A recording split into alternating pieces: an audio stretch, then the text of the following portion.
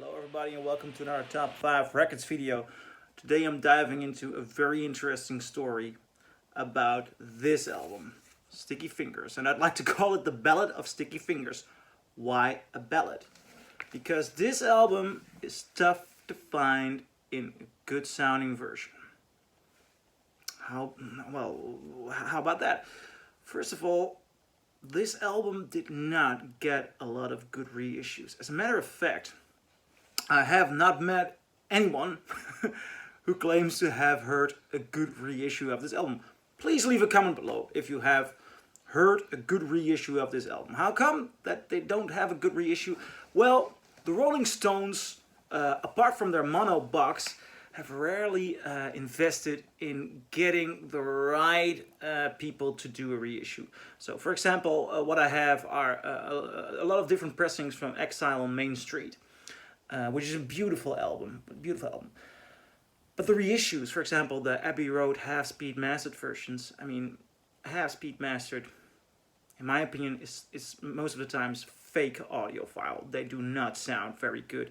And the Rolling Stones do not have good audiophile or just good remasters which capture the pure liveliness of the good pure quality of their sound. The Rolling Stones have a certain edge to them. If you do them digitally, if you don't get straight to the source of what's going on, if you do not recreate that sound in the right way, the roughness, the directness, and the pure energy of this band just goes to waste. And you hear that in these reissues. They are not good. There even is a Mobile Fidelity Sound Lab reissue. A friend of mine bought it. He paid €50 for it because he was just like me searching for the right version of Sticky Fingers, because this is an amazing album. It has great, brilliant songs on there, but we couldn't find the right version. So he bought the Mobile Fidelity Sound Lab version with a red banner on the front, and we put it on my record player, and it sounded awful. Why did it sound awful? Because at the time, MoFi did not hire the best mastering engineers. They hired a guy who was usually a bass player, and he boosted the bass. Boosted the bass, middle and the high ends went to waste. And now this album has the most amazing highs on songs like Wild Horses, Sister Morphine. It's just, they are an audiophile label, and we compared it to actually a German version, and I will get into that deals about that. But the MoFi was rubbish. Other reissues, CDs, I couldn't grasp the quality of it. And then I got to the core of it. I got the tip to start looking, just as in the case with the Pink Floyd version, for the TML. But not any TML, the German TML, so the Mastering Lab version. So I did that, and I found one, but it was tough to find a good one, because not just are the reissues bad, the originals were really, I'm not going to touch his dick. These are his balls, by the way, but it's the album was released with a zipper.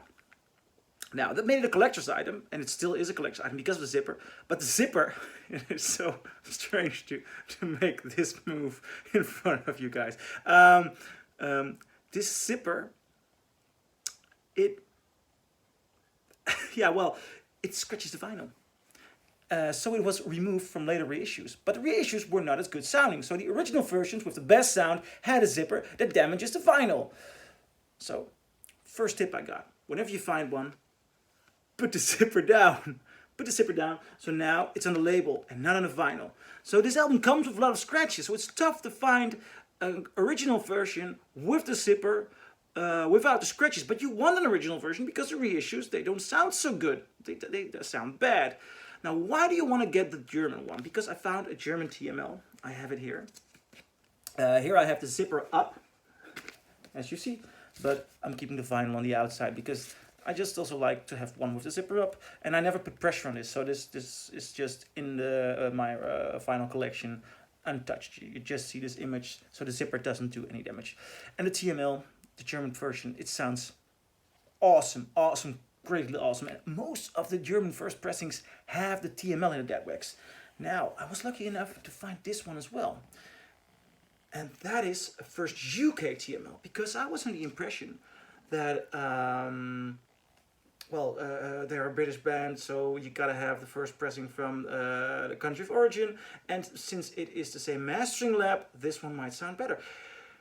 And it's clear these are the same masterings. Clearly are the same masterings. And although this is a brilliant pressing, if you come across it, if you find a British TML, buy it. It's getting more expensive and more expensive by the second. But the German beats it.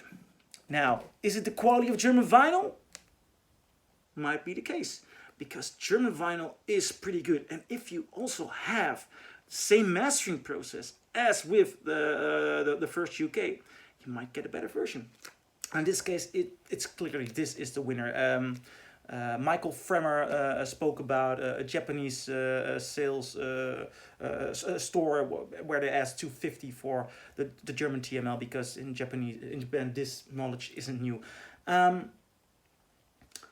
The thing is, they asked Doug Sachs, he was the mastering engineer of this album, and he remembered that before he did the first UK, he did the first German, or the first German went out. So this actually also is the first pressing. Now, that doesn't explain the difference in quality, because different pressing plans, same mastering lab, but different pressing plans, they really make a difference. Nevertheless, if you find one, the German version is actually the world-round first version. And it sounds awesome. So, if you come across a first German version that has TML in the dead wax, and it isn't scratched, you can become the lucky owner of the best sounding version of Sticky Fingers, which is pretty tough to find. Now, that was my take on Sticky Fingers. Do you agree? Do you disagree? Leave a comment below in the video, and see you in another video. Bye.